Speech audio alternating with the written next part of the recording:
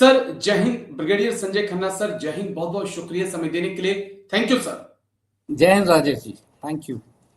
Thank you sir, आपने समय दिया। दरअसल मुझे आपसे बातचीत करनी थी। मुझे एक ऐसे इन्फेंट्री के अफसर से बातचीत करनी थी जिन्होंने ग्राउंड जीरो पे काम किया हो, जिन्होंने एलओसी और एलएसी पर काम किया हो, जिन्होंने हालातों को अपनी नजर से देखा हो और उनको महसूस किया हो। इसके लिए सर मैंने आपको याद किया। दरअसल थैंक यू सर, शुक्रिया। दरअसल बहुत सारे अग्निवीर भाई मुझे और आपको देखते हैं। जब जब मेरी और आपकी बात हुई है, उन्होंने बहुत ज्यादा सराहा है, काफी ज्यादा पसंद किया है। सितंबर तक पहला बैच आउट हो जाएगा।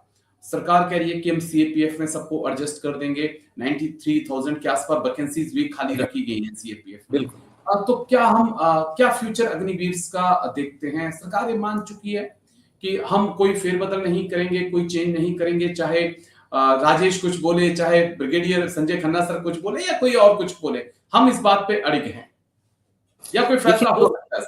जो राजेश जी मेरे सुनने में आ रहा है वो ये है कि अग्निवीर चाहते हैं कि उनका जो जो लीव है जी, वो लीव उनको जो है वो ज्यादा दी जाए, जैसे रेगुलर सोल्जर्स को दी जाती है जी। क्योंकि और मेरा ये मानना है कि उनको मिलना चाहिए, क्योंकि अगर आप 1 साल का अगर आप टेन्योर लें तो उसके अंदर जो रेगुलर सोल्जर है वो भी वही सिचुएशन फेस कर रहा है। अगर मान लिए काउंटर इंसर्जेंसी में CICT ऑप्स में वो ऑपरेट कर रहा है तो ये अग्निवीर भी वहां पे कर रहा है, उसके ऊपर भी उतना स्ट्रेस है और उतनी ही फिजिकल एक्सर्शंस है।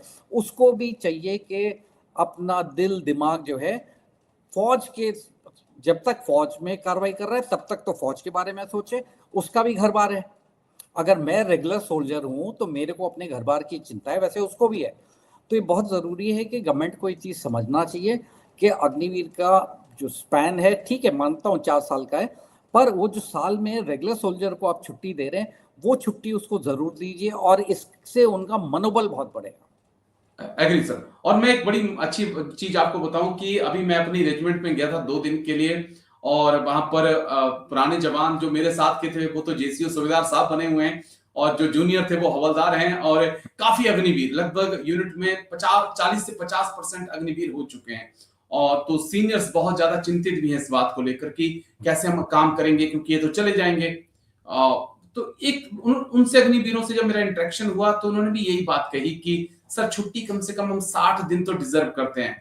30 दिन कहा कि पता नहीं चलता है, बोला अगर हम जम्मू कश्मीर में हैं और हमें अगर अरुणाचल प्रदेश में जाना है, तमिलनाडु में जाना है, हवाई जहाज से जाते हैं तो एक दिन की महीने की सैलरी खत्म हो जाती है, और अगर ट्रेन से जाते हैं तो आधे से ज्यादा छुट्टी खत्म हो जाती है।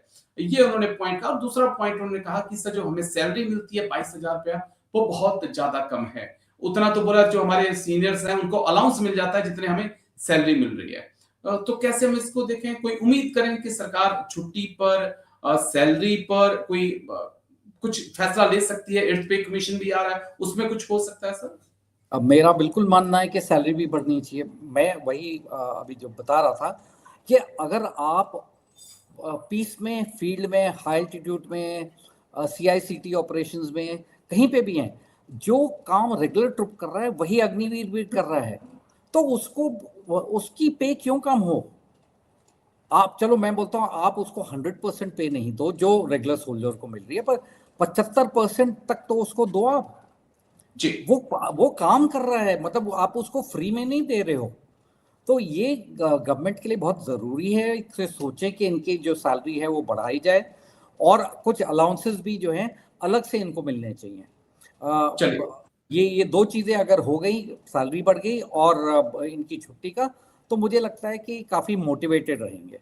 हाँ बस, और अगर सरकार के फैसला कर ले कि 75% को हम पक्का करेंगे तो शायद इससे बेस्ट स्कीम नहीं हो सकती, क्योंकि 4 साल में कौन डिफॉल्टर है, कौन फिजिकल मापदंड पे सही नहीं उतरा, आपको पता चल जाता है। कौन दारू पी रहा है, कौन ड्यूटी पर नहीं आ रहा है, तो पता चल जाता है। उसको आप बाहर भेज सकते हैं, लेकिन वो बच्चे आपके पास बचे रह सकते हैं। मैं ये हो इसमें एक सकता बताना है। चाहूँगा, देखिए जैसे सर्विसेज यूनिट में क्या होता है, जी। वहाँ पे 2 साल 2.5 साल में जो है टर्नओवर हो जाता है जी। जवानों का, जेसीओस का, बिल्कुल। तो वो यूनिट की तरतीब नहीं बनती है। इन्फेंट्री बटालियंस में क्योंकि रेगुलर हैं वहां पे एक तरतीब बनी हुई है हर काम करने के लिए, और हर इंसान को पता है ये वो बिल्कुल काम कैसा करना है, क्योंकि वो सालों साल देख रहा है।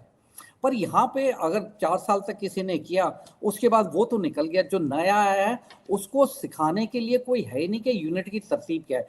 और मेरा ये मानना है कि यूनिट की तरतीब से अगर एक यूनिट चलती है तो वो बहुत ही अच्छी यूनिट है। एग्री तो सर। इस तरफ भी ध्यान देना है। ध्यान देना चाहिए, और समय का थोड़ा सा अभाव है। बस मैंने इतना, बस लास्ट में इतना मेंशन कर दूं कि मैंने काफी अग्निवीरों से इंटरेक्शन किया, तो मैक्सिमम 10 में से 7 ने ही कहा कि सर हम लौट कर नहीं आएंगे, हम वॉलंटियर नहीं करेंगे लौट कर आने के लिए, हमने यहाँ पर देख लिया क्या होता है, हम सीएपीएफ को अब चूज करेंगे। और ये शायद बहुत बड़ा झटका होगा अगर ऐसा होता है। लेकिन शुक्रिया, बहुत बहुत शुक्रिया ब्रिगेडियर संजय खन्ना सर, आपने इतना अच्छा समय दिया और दोनों ही मुद्दों पर इतनी अच्छी बात रखी आपने। Thank you sir. जय हिंद, take care sir. Thank you sir. जय हिंद। जय हिंद सर, थैंक यू।